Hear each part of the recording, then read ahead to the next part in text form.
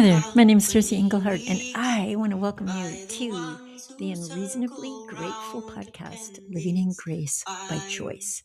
So, no matter how long you've been here, or maybe this is just your first time, or whatever your history is with this podcast, I want to welcome you and thank you for being here. Quick reminder, I share every week that I don't have your answers. I'm sharing from my soon 40 years of recovery after living an addictive lifestyle for 20 years while healing from teenage sexual abuse and then living with an eating disorder. Um, so wherever you are on that spectrum of recovering your life or becoming more of who you were designed to be, I'm grateful to have you be a part of this. We're simply sharing tidbits of our stories. I'm sharing with you from both the past journey and also what's currently happening in my day to day life in the hopes that you'll hear something that'll support you in looking at your life and your lessons and perhaps guide you in taking the next step of becoming the biggest, best version of yourself. Um, so that's it. And I'm grateful that you're a part of us. You can always reach me through my website, tercyenglehart.com, or leave a comment in the Substack. And I look forward to hearing from you. I love it when one of you or many of you or some of you reach out and share something with me and create a deeper, more personal one-on-one connection. So you're always invited to do that. Okay, so this particular episode is what gifts are we missing? And I'll just give you a couple of examples so you can kind of get on the same page and begin to look at your own life to see if you could change your perception from whatever it is that captivates your attention to treasure hunting, to looking for and always seeking what's the gift in this moment and in this moment and in this moment. Because I'm suggesting that every moment there's a gift. But it's so easy for us to get entangled, caught up, or distracted by circumstances, interruptions, opinions, justifications, whatever else might be going on. So I'll give you an example of that. So yesterday, you get those little pop-up windows on your computer that interrupt whatever you're doing, and it's telling me that my iCloud memory is full. And of course, you can click on the easy solution, which is buy more memory. But I'm thinking, I got stuff in there I don't need, and I should clean it up. And so I logged into iCloud and went to the first thing that shows up, which was photos, and thought, okay, this is ridiculous. I have way more photos than I need. I'm not looking at them. And so I started cleaning up the photos.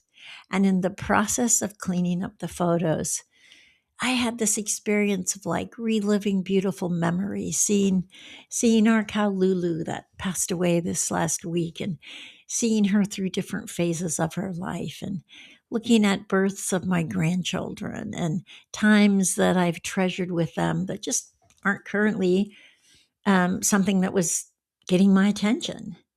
So that was a gift. There were so many memories in there. And of course, that's why we hold on to those pictures. But I was looking at, I got lots that look like duplicates, and I certainly have a lot of puppies and cheese and things I don't need so many of. But in amongst all of those ones that were overfilling my memory, there were these treasures, these little gifts, these moments that I had to reflect. And it was beautiful. So there's an example.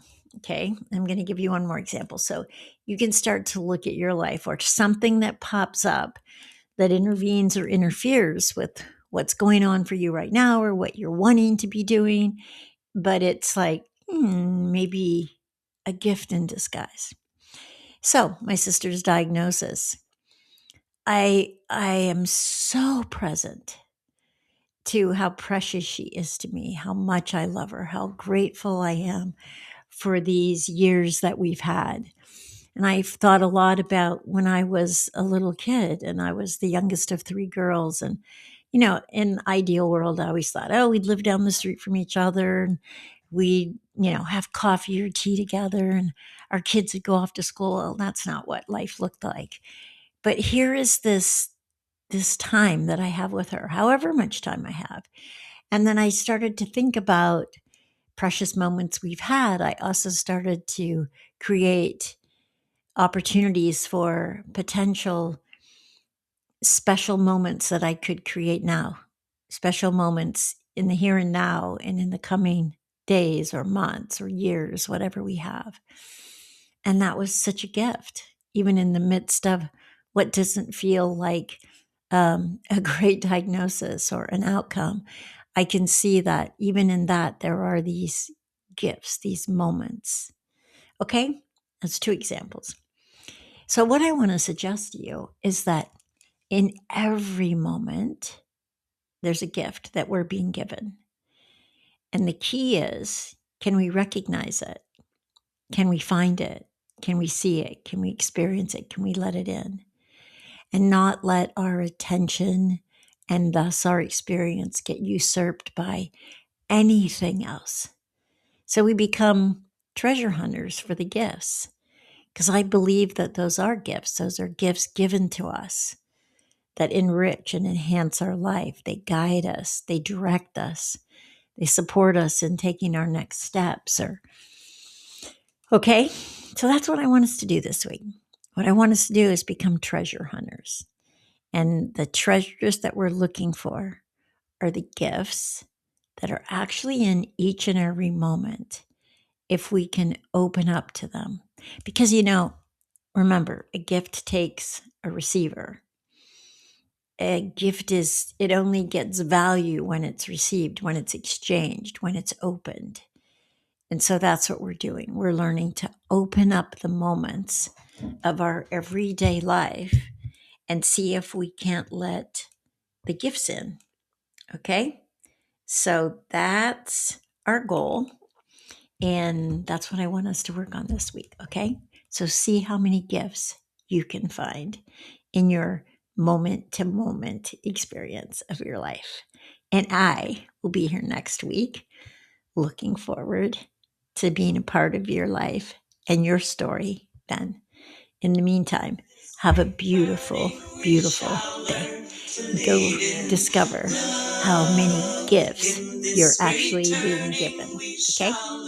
See you next week.